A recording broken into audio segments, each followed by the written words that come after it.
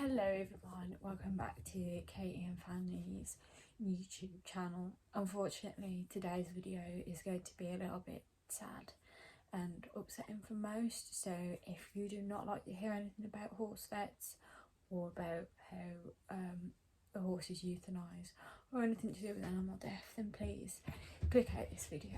But I want to get this message as far and wide as I possibly can. What happened on the 30th of September? Today is the 4th of October. If you've come from my TikTok channel, then you'll know that we had Tootsie put to sleep because she was severely lame and she was just not getting any better.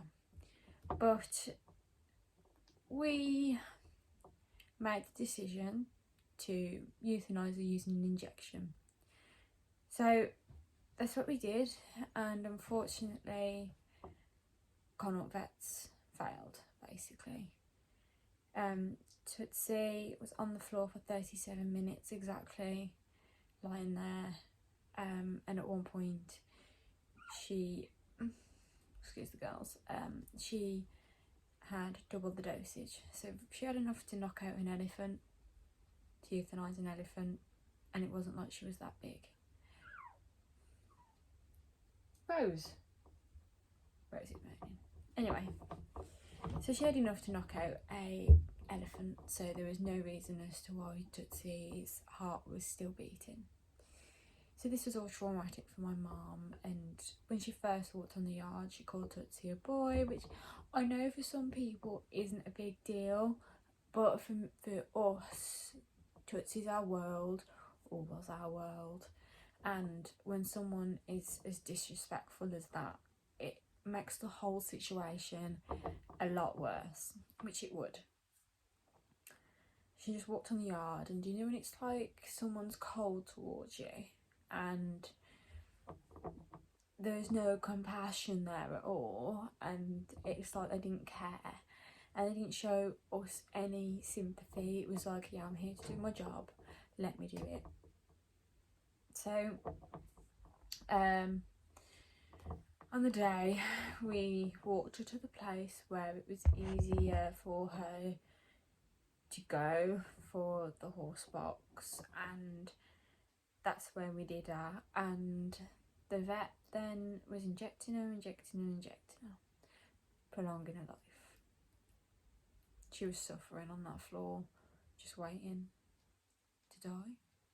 At one point, one of our friends come over, and Tootsie lifted her head up after having 3 doses of the injection.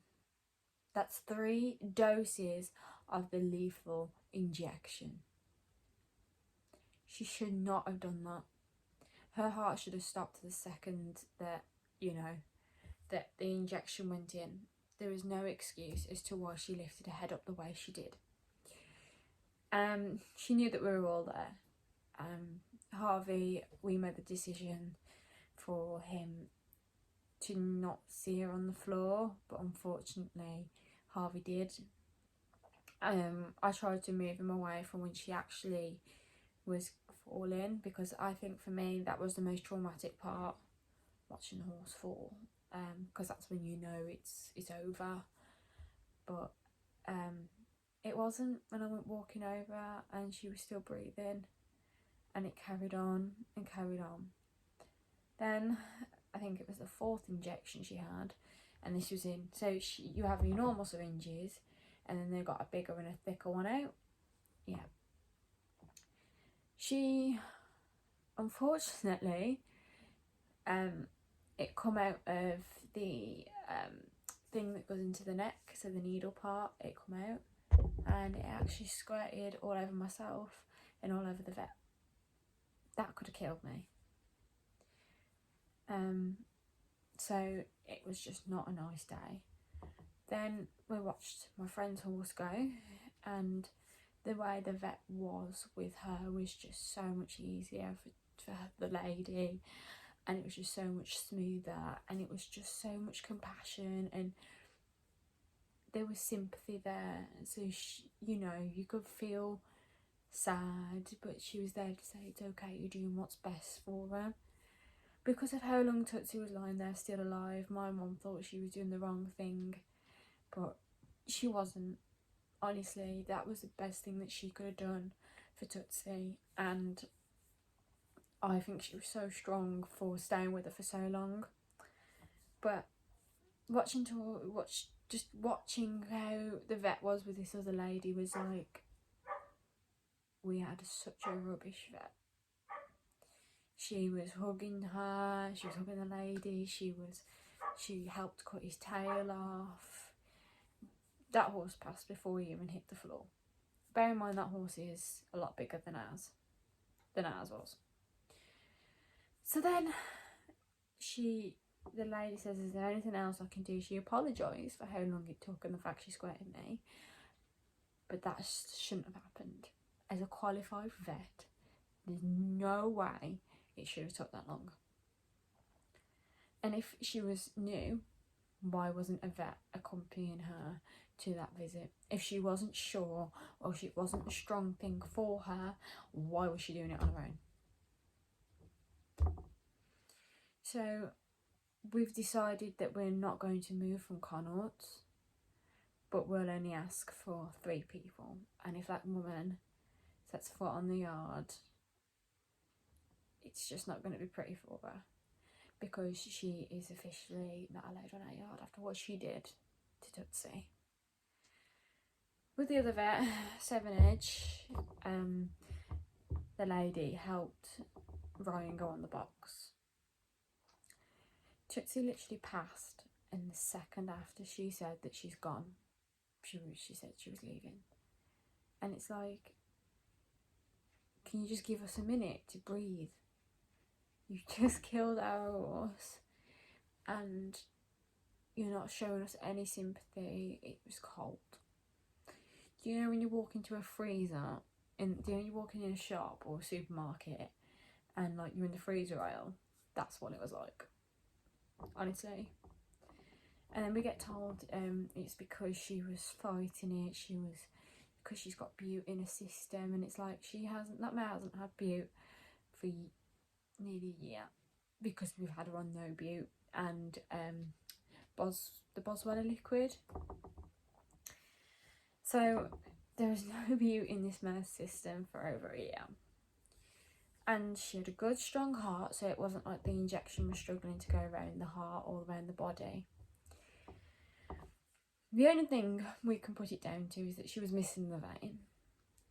So she didn't shave her when she injected her, she just sticked it straight into her neck, which to me is principle. You shave the neck so you can see like a good part of the vein and, you know, get right in there.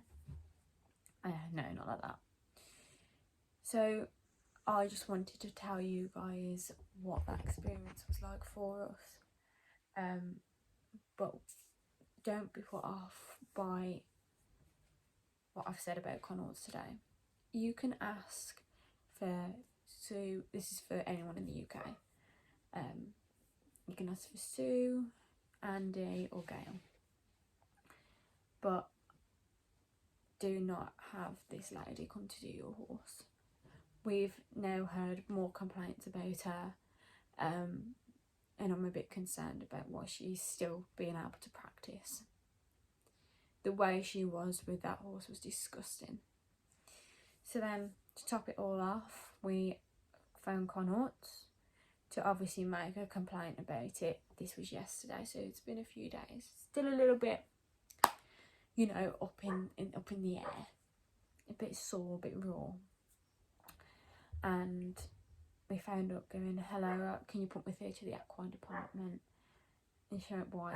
What's wrong? Is it an emergency or is it routine? And it's like, Mum was like, well, I want to talk to someone about the way my horse was put to sleep on Friday. And I went, right, okay. And then she put us on hold. Well, she didn't put us on hold. She literally just carried on, like, talking to someone else. And I was like, really? And then we still haven't spoke to anyone at the equine department, because they said they'll phone us back, and we requested to speak to Andy or Sue or Gail. To continue that, the receptionist then said, asked the name, and then she asked the address of the horse. Mum was like, she was put to sleep on Friday. Are we going round in circles here? Like, she was put to sleep. Gone. She hasn't got an address. Honestly, guys, this was the most horrible experience. It was horrible as it was, honestly. But the way we were treated, it was just disgusting. And to watch Tootsie, a horse that I've known for all my life. Honestly, I was a little kid when we had Tootsie. Just to watch her suffer in the way she did that day was the hardest thing I could have ever watched. Just, you want a good vet at that point. When it's that point in a horse's life, you want a good vet. Because having a vet the way that we have had is even more heartbreaking. Having a vet,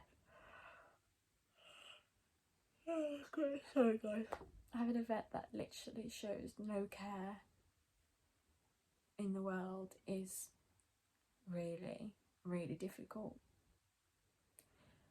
And I hope that everyone out there hears this message, and maybe can't hear it, and we will be writing a complaint. That's why we made the phone call. And if you guys as Connaughts do not want to take that any further, we will be seeking legal advice. So if anyone else has had that problem, that situation, you did nothing about it, that's okay, because we're standing up for what is right. And it's just, it's hard. So I'm going to leave it there. So Harvey's now on his own. He's got Marley to play with, but Harvey has always had Tootsie all his life. Harvey was 2 when we had him. He's now 11. So she has been his mother figure for years, for a very long time. So Harvey has been grieving just as much as we have.